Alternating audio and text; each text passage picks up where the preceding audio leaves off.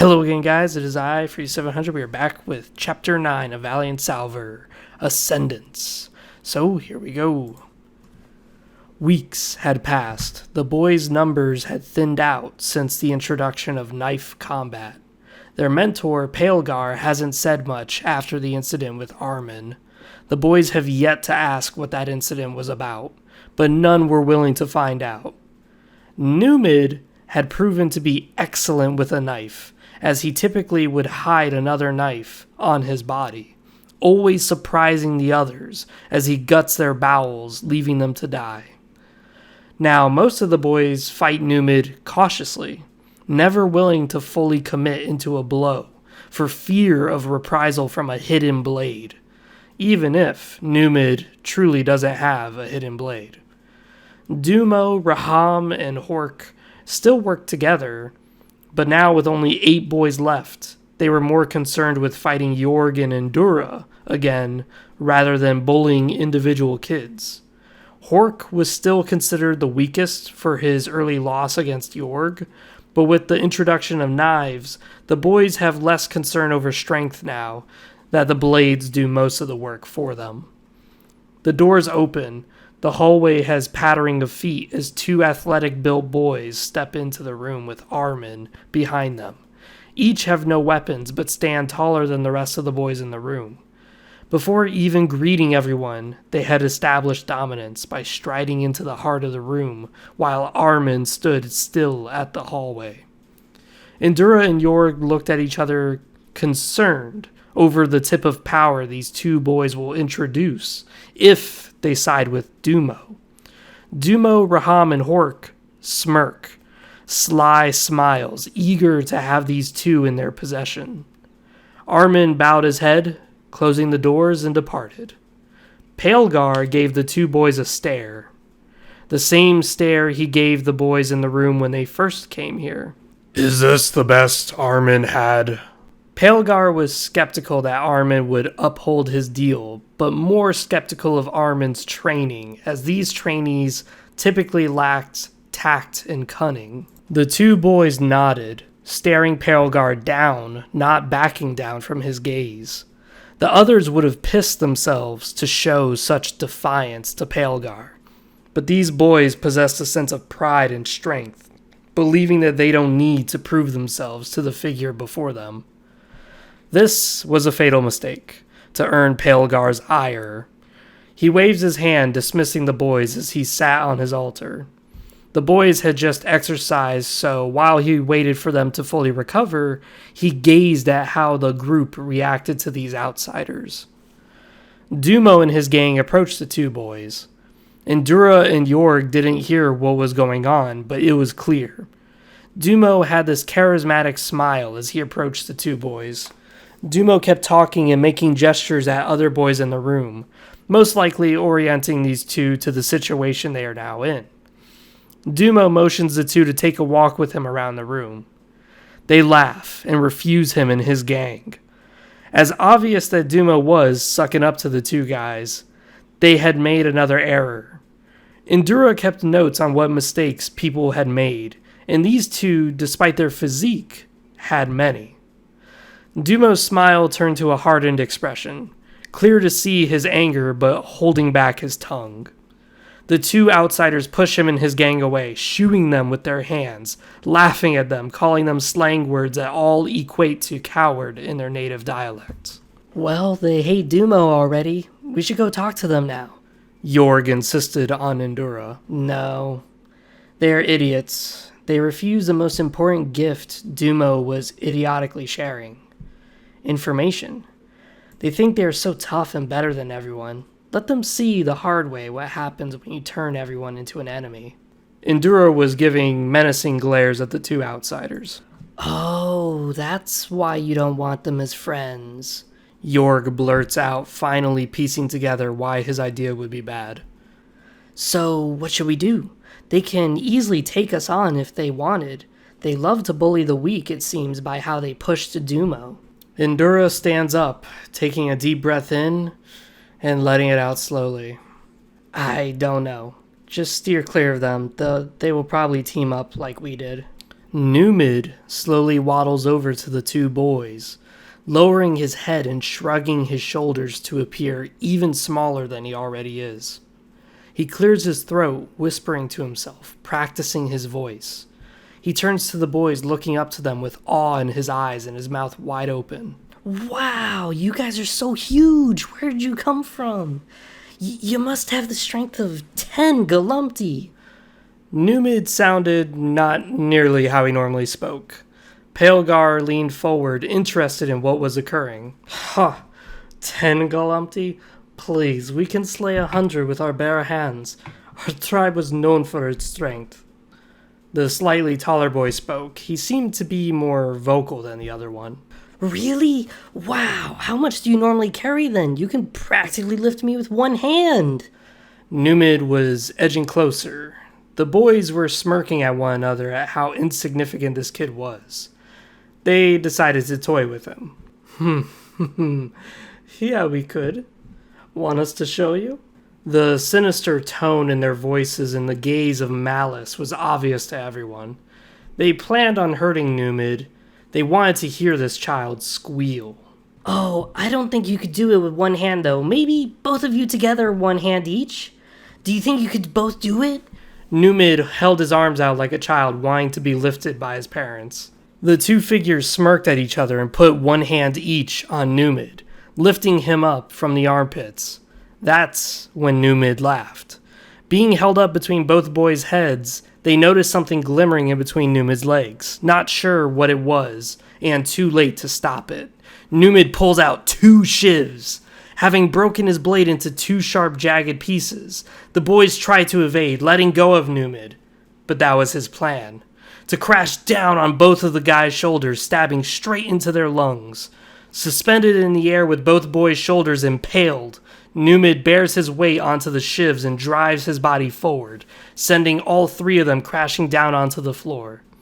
Numid raises his blades, dripping with blood.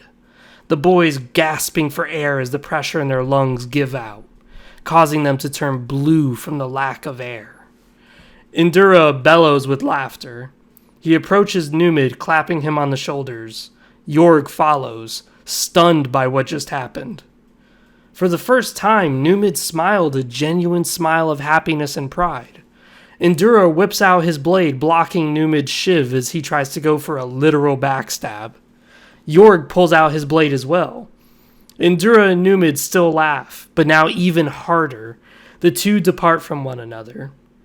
Jorg is puzzled by how Endura is so calm about an assassination attempt. Palegar is amazed. Shocked would be a better word for it. He always pegs Numid for a coward and a snake, but now he sees the boy as a master assassin. The hallway doors burst open again, this time with slaves in their cleaning buckets.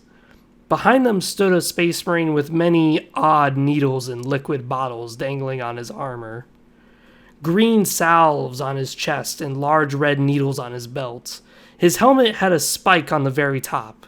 He had no visor, instead it was an open dark slit that his eyes gazed from. The pauldrons were massive compared to other space marines they had seen, and his arms and legs had rings along it. His armor was ancient beyond centuries, yet remained in peak condition.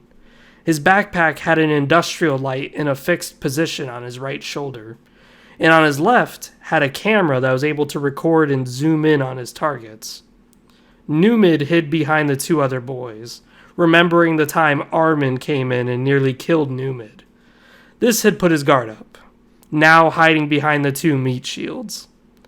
Endura was perplexed by this individual, as his attire was like a medicine shaman from their tribe, but much more clean. Palegar looks over at the apothecary. He groans and stands up, walking off of his altar, leveling himself to this honored guest. The apothecary nods and holds up 3 fingers. The slaves scurry about cleaning the floors and dragging the 2 dead out of the room while the boys all look at the apothecary and their mentor, the way they are talking without words. Were you able to understand the tech I retrieved for you? Palegar broke the silence. It's new and strange, but somehow the other chapters use it, so it should work. The apothecary spoke with a blatant disregard of his profession. As far as I know, just stick it into the patients and seal them up so their bodies can't reject it. He held 3 fingers up again. Why 3? What happened that you can't accept more? Palegar knew this apothecary was bad. He had to learn everything from practice, not from books. But if his recruits are strong, they will survive whatever brutal surgery this apothecary has. Hey, I have to provide to all the recruits, not just yours. Now, if you want, I can remove the anesthetic, which will spare me resources and time, so I could fit one more. He holds up 4 fingers now. You know I don't believe in testing for gene seed viability, and I don't care if they're hurt. Palegar looks at the boys, thinking of which to use. Hate will decide who lives and ascends. I will only allow those who killed their hatred to rise. Numid wastes no time, immediately shanking the 2 boys in front of him. Unlike the 2 strong outsiders, he wasn't going for a swift kill. Instead, shanking their spines, leaving them helpless as he lands a flurry of strikes on their backsides. If there is no one weak to pick on, Numid will make them weak. Each blow he lands on their backside, his shivs find it easier and easier to sink into their relaxing flesh as their lives cease to exist. Raham and Dumo gang up on Hork, swinging their blades at his body. Hork poorly defending the blows coming at him. Howls of rage filled the room. Hork blocking left, ducking right. Blow by blow, every 3 strikes he gets cut. Blood starts pooling into his left eye, now partially blind, as Raham and Dumo stop to catch their breath. Hork was always better at endurance than the other 2 boys. They were smarter and stronger, but not tougher. In a howl of rage, he wields his hate for their betrayal, his hatred of how they always look down on him, his hatred of Jorg, ruining his position in the group. Charging at Dumo, blade high in the air, he cleaves down full force. Dumo bites down on his teeth, mustering out his last bit of energy. He holds his blade, hoping to catch the blade slicing into Hork's belly. Hork's strength is too much for Dumo in his winded state. The blade meets Dumo's blade as he glides it over to Raham. Hork digs in, his blade cleaving deep into the tissue of Raham's thigh. Dumo catches his breath barely, able to lift his blade. His mind fills with rage at Hork, outrage that he won't die. Sloppily, Dumo jumps into Hork's chest, slamming his blade into Hork's neck. Crimson blood sprays everywhere. Raham holds his leg in pain from Hork cleaving into it. But as Hork's lifeless body falls, his corpse lands on Raham's leg, putting enough weight to cleave the rest of his thigh from his body. Raham loses balance, screaming in agony as he holds his stump, blood shooting out onto Hork's back. Raham's breaths get shallow as he faints, falling his head back, the heat exiting his body through his stump as Dumo watches life drain from both of his followers. He finally stands alone, realizing that by establishing a following, all he had done was weaken himself and strengthen the others, nearly killing him from the strength they had gained. Jorg gazes at Endura, his eyes beaming with hope. "They are weak, we can strike now." He steps forward with his blade out, ready to kill the tired Dumo and finish Raham with a mercy killing. Endura catches Jorg's free hand, pulling him back, causing Jorg to stumble into Endura. His blade pierces his belly. Silence fills the air between them, blood covering both of their naked bodies as they stare into each other's eyes. Their bellies and chests warm from the crimson liquid.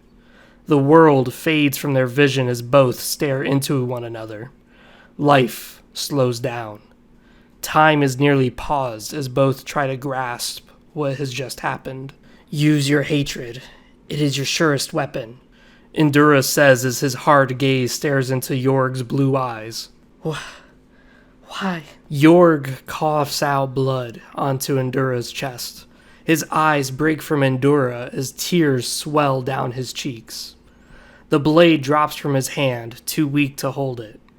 He wraps his arms around Endura, trying to squeeze him. You were the star of our village, but in the stars you were nothing but a child. I hate everything about our village, and you constantly remind me of it, of its weakness, of my father and mother's weakness. Jorg drops to his knees, hugging onto Endura's legs, but too weak to hold on. His arms drop, tears dropping into the pool of blood. Endura doesn't break his gaze, still staring at the boy, as he dies slowly.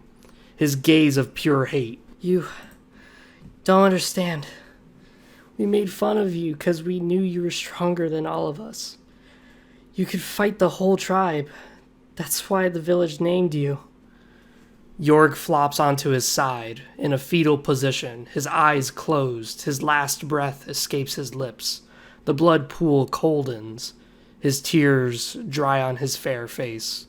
His journey is over. Endura's mind flashes with revelation at the thought that this whole time everyone didn't outcast him, but looked up to him. Tears started forming in his eyes, but he bit down his teeth and fought back the tears. No. I won't let you take my hate from me. You all cursed me, calling me weak. You will not do this in your last breath, denying me my victory. Endura drops down on his hands and knees, hovering his lips over Jorg's ear. I saved you from Dumo because I needed you as a bargain chip, as a shield, as whatever I could sacrifice your life for. And now I found purpose for your weak, pathetic existence, and that is to make me stronger. Die now knowing I will burn our village existence from memory. Die knowing I hate you and everything you loved. Die knowing our tribe only exists in the slaves as they continue raping our women. But most of all, just die.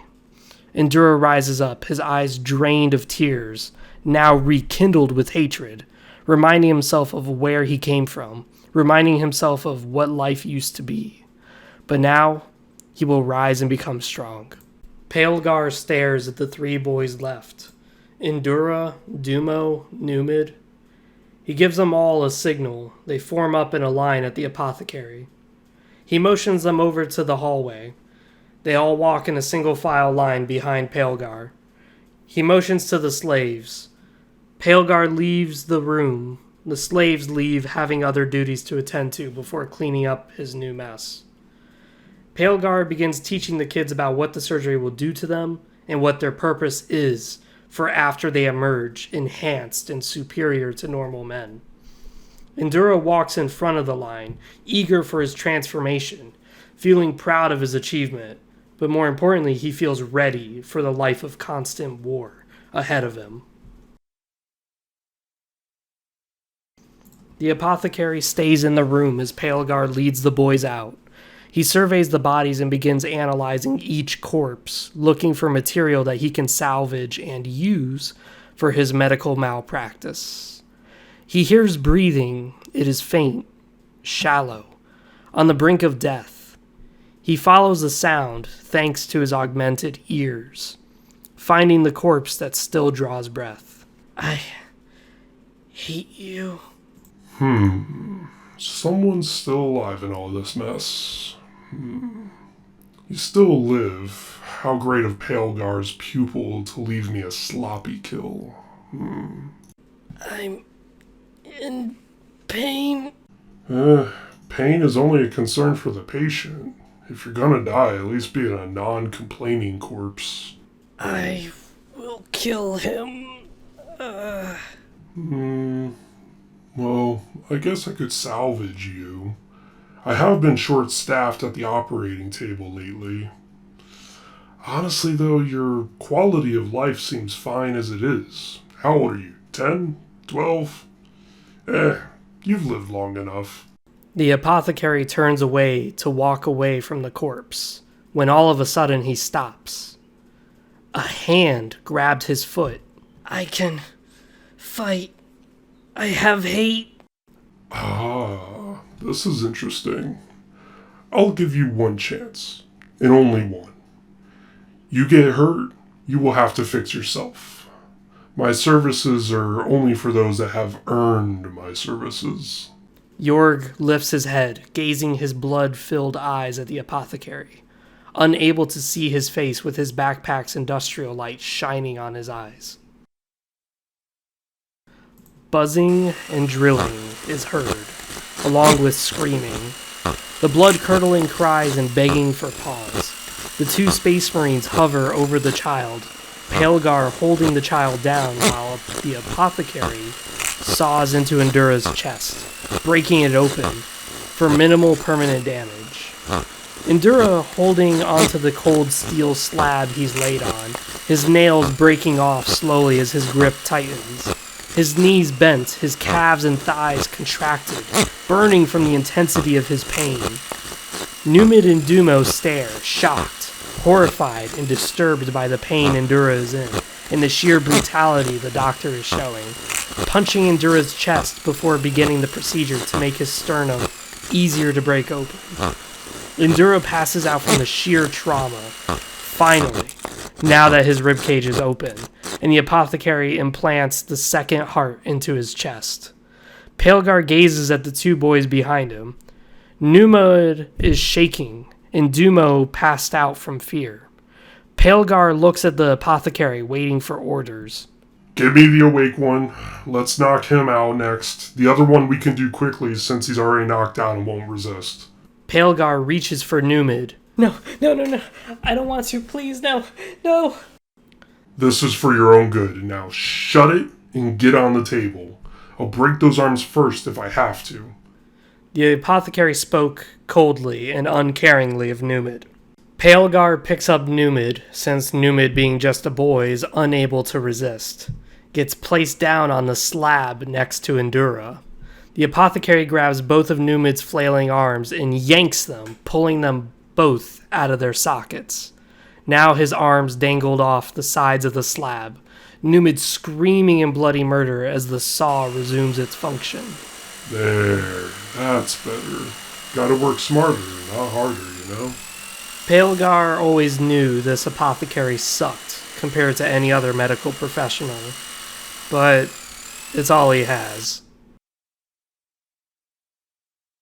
And that is the end of Valiant Salvor. I'm glad you guys were on me with this journey. I noticed that the book was relatively longer than I thought, but hey, we're going to continue the next story. I am planning on naming it soon, but I'll let you guys know on Discord. As always, click on the links for Discord on the YouTube channel. And as always, thank you guys for your support. See you next time.